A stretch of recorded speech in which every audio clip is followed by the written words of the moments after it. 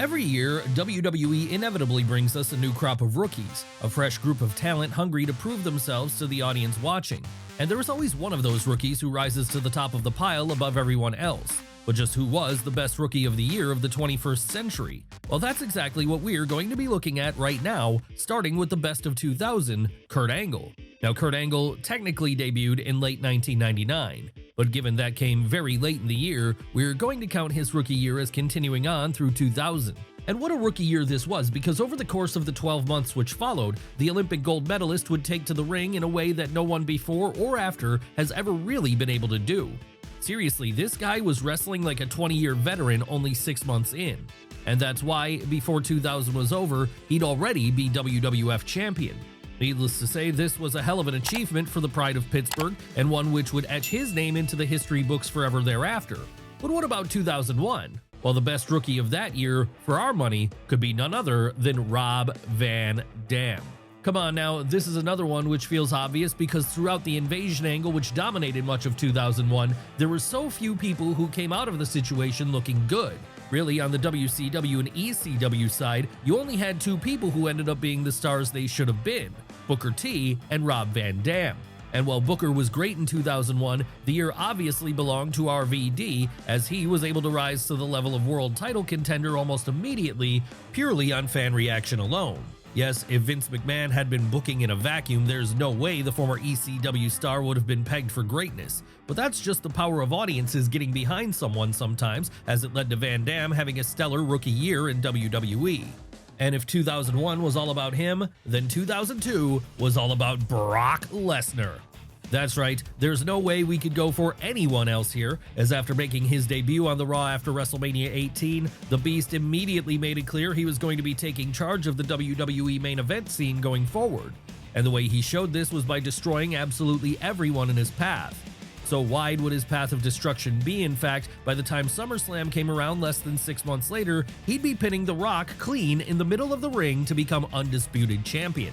Clearly then, this was a year which belonged to him and no one else in terms of what WWE was doing. But what of 2003? Well, that would belong to a much more unlikely performer in Zach Gowen. Now, if you don't remember Zach Gowen, he was a one-legged wrestler. And despite it seeming like this would make things a lot harder for him, when he debuted in WWE in 2003, he quickly found himself getting over with fans. Hell, mere months following his debut on SmackDown, he'd already be mixing it up with the likes of Vince McMahon, Hulk Hogan, and Brock Lesnar. So when we talk about breakout rookies of that year, how can we talk about anyone else but him? No, the reality is that while his career in WWE may have frittered out afterwards, for that brief moment, Zach Gowen was the talk of the biggest wrestling promotion out there. That said, come 2004, someone else would have claimed his spot as the premier rookie of the territory, and that man would go by the name of Muhammad Hassan. Yeah, Muhammad Hassan, what could have been? Seriously, here was a performer who had a lot of potential. After all, it was this year that he immediately started mixing it up with some of the top talent in the company, proving right away that he had what it took to hang with them. Sadly though, as we all know now, things would go off the rail for Hassan in 2005. But that doesn't take away from the success of his rookie year. It just means that 2005 would instead belong to our next subject, Bobby Lashley. Yes, when Bobby Lashley made his main roster WWE debut in 2005, it was immediately clear he was going to be someone to watch, as he was acting like a man with something to prove. And that's what led to him going on an early winning streak. Seriously, throughout the vast majority of his time on SmackDown during this period, no one would be able to get the better of the Almighty, with this just adding to the aura that he already had coming in as a very accomplished amateur wrestler. Sure, bigger successes would come for Bobby in the years which followed, successes like world titles, but it was in 2005 that he first showed us all what he was capable of. And as we'll see many times today, making that initial splash can be very important, as you only get one chance to make a first impression, so you better make the most of it. Hell, this is certainly something our next subject knows, the man who made his rookie year in WWE in 2006 count, CM Punk. Now, we don't need to tell you who CM Punk is in 2025 or why he's become such a star, but back in 2006, his stardom in the big leagues was not always such a sure thing. After all, he was most certainly not a performer who would fit the mold of what Vince McMahon was looking for in a top guy back then. But this is exactly what made Phil Brooks such a hit in the end, as it was his outsider attitude which connected with fans who were becoming increasingly disenfranchised with the WWE product as a whole. But what about 2007? Well, the best WWE rookie of that year would be a little different in the type of character they played. That's right, it's time for us to talk about Santino Marella. Now, he may not be as serious of a character as someone like CM Punk, but that doesn't mean Santino Marella didn't play an important role in WWE over the years, as there's always a place for a comedy mid-card act on the roster. And to be honest, while his comedy gimmick would already be in place before 2007 was over, it wasn't like Santino didn't start off acting more seriously. Now, on his first night on Raw during an episode filmed in Milan, he'd actually win the Intercontinental title from Umaga. Of course, the idea here was that he'd been a local fan picked out of the crowd who'd shocked the world, and that was enough to turn him into an instant superstar then, someone who was able to segue this first win into a great rookie year. But when it came time for 2008, he wouldn't be a rookie anymore. No, the best newcomer of that year has to be Kofi Kingston. Yes, it's wild that Kofi Kingston has been around for so long at this point, long enough that his debut actually happened almost 2 decades ago. And even back then it was clear he was something special, as this was the year where, following an initial run on the WWE CW brand, the Ghanaian-born star would make it up to Raw by the time the summer came around, and from there go on to dethrone Chris Jericho as Intercontinental Champion. And that wouldn't be the end of his title success during 2008 either. No, before the winter was done, Kofi would also become a tag team champion with CM Punk. All of this is to say then, when we look at rookies in WWE from 2008, there's no one who even comes close to topping Kingston, as he absolutely made his mark on the roster back then. And as we all know now, this would be a mark that would eventually lead to him going all the way to the top of the mountain. But let's move away from that year for now and over to 2009 instead, the year which belonged to Sheamus. Yes, all you have to do is look at the fact that before it was over, he'd be WWE Champion. Yes, after debuting in the summer on the WWE CW brand, it wouldn't take the Irishman long to make his way over to Raw, as he had the type of look Vince McMahon always coveted in a top guy. Hell, this was exactly why he got pushed so hard so fast on Raw, to the point that by the time December's TLC, Tables, Ladders, and Chairs pay-per-view came along, he'd be beating John Cena for the top prize. Really then, there's no way you could consider anyone else for WWE Rookie of the Year in 2009. After all, this was an achievement on the level of people like Kurt Angle and Brock Lesnar. So it should come as no surprise to learn then that in the years which followed, even if he wasn't always at the top of the card, Sheamus would remain a made man in WWE on account of what he achieved during that initial 12-month period. But let's move away from 2009 for now and over to 2010 instead, the start of a new decade where it was Wade Barrett who made an early splash right out of the gate. That's right, during a rough period for WWE, it was the Englishman who stood out the most, as he would be the leader of the Nexus, the biggest heel stable of that summer. Sure, the Nexus wouldn't end up being the success everyone had hoped it would be, but during that initial takeover angle on Raw at least, they were red hot. And this made their leader an instant star, as for a shining moment at least, it felt like he might be the next big thing in wrestling. So much would this rocket Barrett up the card, in fact, he'd spend much of that year feuding with John Cena, even taking part in singles pay-per-view main events with him at points.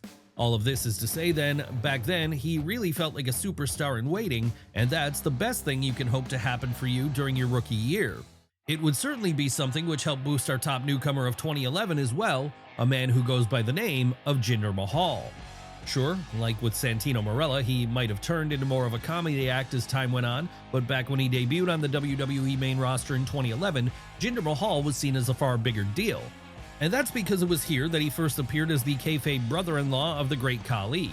Needless to say then, this immediately put the Canadian into a prominent role on SmackDown, a role which allowed him to shine to the point that he became the standout rookie of that year. Seriously, go back and look at 2011 WWE and find us another newcomer who stood out as much as Jinder Mahal. Hell, he was even the man to end Ted DiBiase Jr.'s winning streak at the time. That said, when 2012 rolled around, the modern-day Maharaja would no longer be the hot new thing. No, that would instead pass over to our next subject, Big E. Yes, we all know Big E today as one of the nicest people in all of wrestling. Back in 2012, when he first made his main roster debut, though, we got to see a very different side of the Florida native. And that was because during this run, he was portrayed as a heel, with his main role on the show being to act as the heavy for both Dolph Ziggler and AJ Lee. Or at least that was how his year ended.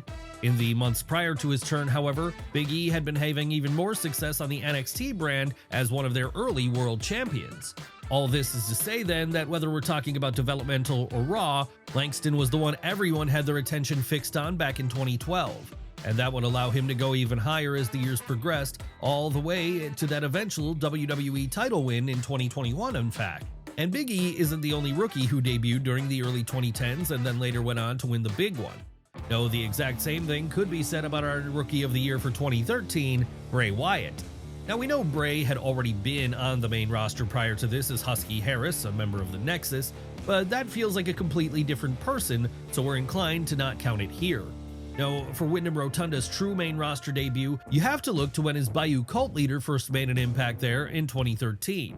And what an impact this was, as, despite being a heel, he and his group of followers would immediately become amongst the most over characters on both Raw and SmackDown, as something about the way he presented himself just became impossible to take your eyes off of. Seriously, this was the point where it felt like Bray was going to be a future ace of the company alongside the likes of Roman Reigns, Dean Ambrose, and Seth Rollins.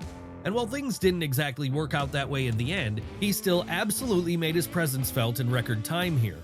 All you need to do is remember the fact that by the time December had come around, Wyatt was locked in a program with the top babyface in the company back then, Daniel Bryan. But let's move away from that for now and over to 2014 instead, the year where the undeniable breakout rookie star in WWE was Rusev. Yes, Rusev, a force of nature during the mid-2010s in WWE, as upon first arriving on the main roster in January of 2014, he'd immediately make a splash by going on a lengthy undefeated streak, one which soon saw him become United States Champion. Yes, his gimmick back then was that with the ravishing Russian Lana by his side, the man who goes by the real name of Miro would be a 2010s equivalent of Ivan Drago from Rocky IV, a foreign menace who stood for everything America did not.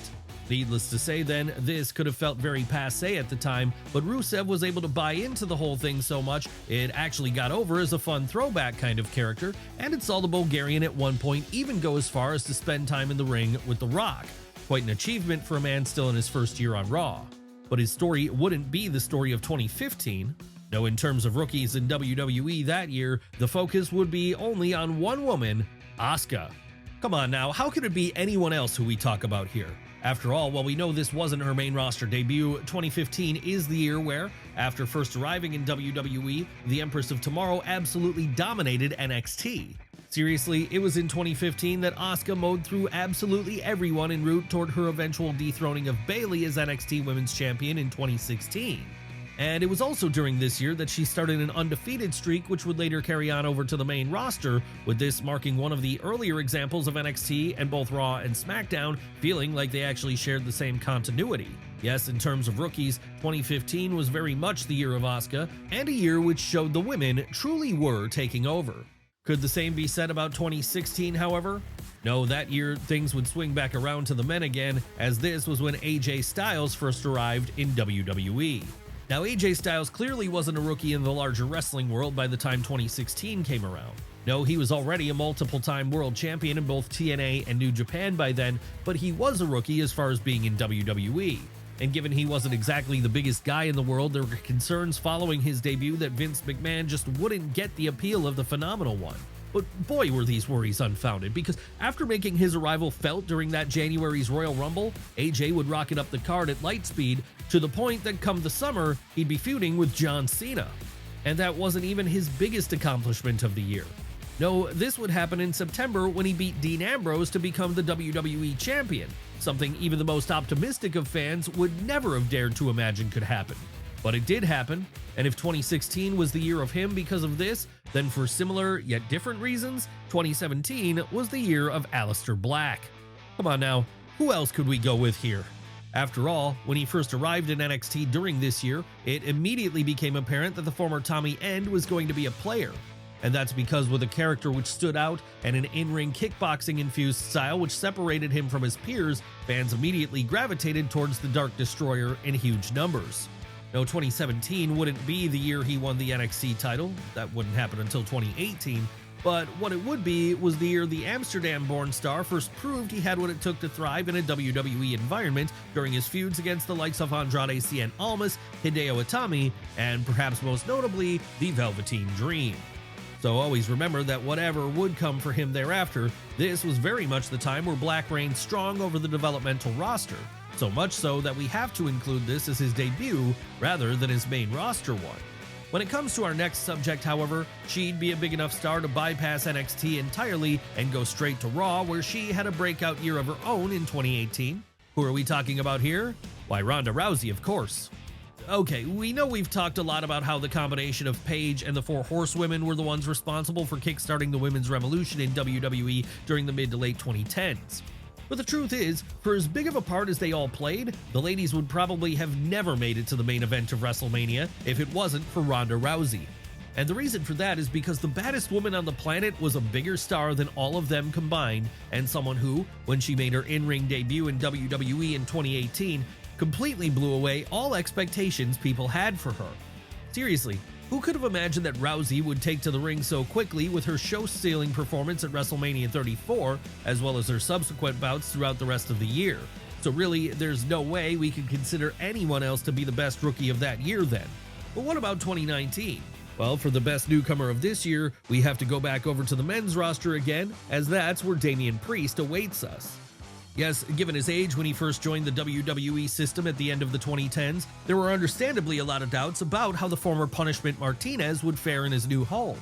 But as it turned out, those fears were unwarranted, as mere months after debuting under the new name of Damian Priest, the New Yorker would already be proving himself to be one of the fast-rising stars in the brand. Sure, he wouldn't win any gold this year. No, his first singles title wouldn't arrive until 2020, but this was undoubtedly the point it became clear he was going to be a player. Just look at the big man's matches against the likes of Pete Dunne, Killian Dane, Keith Lee, and Dominik Dijakovic down on the developmental brand here, and tell us we were already seeing the shape of the man who would later call himself World Heavyweight Champion take form. And that success found in NXT being so strong as to fully establish someone without the need for a main roster run could also apply to our choice for the best WWE Rookie of 2020, none other than Karrion Kross. That's right, well, he's only just now started gaining momentum on the main roster as of 2025. Back in 2020, you would have been forgiven for thinking that Karrion Kross would already be a multiple-time world champion by now, as he seemed to be a dead cert for a fast track to the top upon his debut in NXT. Hell, pretty much immediately after he arrived on that brand in February of that year, he'd be getting over in a big way on account of his flashy entrance and buff physique. Even the fact that no fans were in attendance here was not enough to slow down his rise. No, by the time the year was over, in fact, he'd be an NXT World Champion. Obviously then, this makes him a standout from a year where there weren't a lot of newcomers being brought into WWE. And even if things didn't go so well once he got called up to the main roster for the first time soon thereafter, as we mentioned a moment ago, he's started to bounce back now. But what about our next subject? Well, luckily he's never needed to bounce back. No, he's been riding high ever since his fantastic rookie year in 2021. Who are we talking about this time? Who else but Bron Breakker. Now, you know, they say all men are created equal, but you look at Bron Breakker and you look at other WWE rookies of 2021 and you can see that statement is not true. And that's not just because he's the son of Rick Steiner and the nephew of Scott Steiner. No, it's because in this Georgia native, you have an absolute phenomenon in the ring. Seriously, if we were picking a future ace of WWE as a whole, he'd be high up on our list. And for him, it all got started when he joined the NXT roster at the beginning of the 2020s, and from there took the fast track towards challenging for that brand's world title. Sure, he wouldn't actually win the belt until January of 2022, but the groundwork was all laid during the prior year, as Bron was then able to undergo the kind of meteoric rise usually saved for the likes of Brock Lesnar. And that makes him a clear choice for Best WWE Rookie of 2021, even if he only appeared in the developmental brand then. But what of 2022? Well, for that year, we're going to have to move back over to the ladies again to look at our choice, Roxanne Perez. Yes, if there was ever any doubt that Roxanne Perez was going to be a big star, then her debut year in WWE should have put a stop to this line of thinking, as almost immediately upon arriving in the black and gold brand back then, she was fully living up to her nickname of the Prodigy. And the reason we say this is because despite only being 19, she was already outshining other women on the roster who were at least a decade her senior. So big of a rise would she have, in fact, during her first year being trained by Shawn Michaels, she'd win not only tag team gold with Cora Jade, but also world title gold. That's right, after dethroning Mandy Rose in December, Roxy became one of those rare few who could say she'd won a top prize while she was still a rookie, making her NXT run crucial to her overall story. And considering she's only been getting better since then, it's scary to think about where she'll be in another 5 years. Maybe she'll be main eventing WrestleManias, something our next subject will also no doubt be hoping to do, the man who goes by the name of Dragon Lee. Okay, 2023 was a big year for WWE in that it was the point they fully caught fire again for the first time in over a decade. And a lot of that was down to the existing roster who were there. All of this is to say then, there weren't actually a lot of new rookies who joined the company during this period, but one who did and who certainly stood out in doing so was Dragon Lee. Now, he might not have been someone who was a ready-made main eventer or anything like that, but as soon as he arrived on NXT and began chasing Wesley's North American Championship, it became clear he was going to be one of those guys who could always be counted on to deliver bell to bell. And all that eventually led to him getting so over with fans. By the time December came around, he'd actually be winning the secondary gold, with the person he beat in order to claim it being Dominic Mysterio. So yes, when it comes to WWE rookies of 2023 then, Dragon Lee seems to us like the clear choice for the cream of the crop, despite him not actually being on the main roster. And now that we've decided that, let's move on to 2024, the year where the best rookie was, for our money, none other than Jacob Fatu. Now, we know we said a moment ago that if we were placing bets on who was going to be the ace in WWE for years to come, we said we'd be putting pretty good money on Braun Breaker, but we'd also like to throw a simultaneous bet down for Jacob Fatu as well, as in record time he's already shown himself to be a generational talent. And this was true as soon as he debuted on SmackDown in June of 2024 to become the newest member of the Bloodline. Hell, so great would Jacob be here, he'd quickly outshine the leader of the faction, Solo Sikoa, to the point that people were calling for the Samoan Werewolf to be the guy in charge instead. Yes, when we look back on 2024 in years to come, we've no doubt it'll be remembered as the moment Jacob Fatu arrived in a big way and let everyone know he was the direction this company was going in. But what about of our current year of 2025? Well, for our choice of best rookie from this year, we simply have to go with Penta. Okay, we know 2025 isn't over yet, but at this point, it's hard to see any rookie to the WWE roster making a bigger splash than Penta. And that's because ever since debuting in January, he's been working hard to establish himself as a favorite with fans everywhere. No, he hasn't won that elusive Intercontinental title he's been chasing quite yet, but give it time, and we've no doubt he'll scale this mountain. Honestly, if he does this before 2025 is over, we wouldn't be surprised, as he's still riding that initial wave of momentum even now. And that means anyone who's standing on the opposite side of the ring from the Lucha Star should watch out, lest they end up facing his wrath. Really, he's someone who should never be taken lightly, but then everyone we've looked at today was capable of laying down some wrath whenever they needed to, and making sure no one took them for granted. And that's why they each represent the best of rookie years in WWE that happened within the 21st century.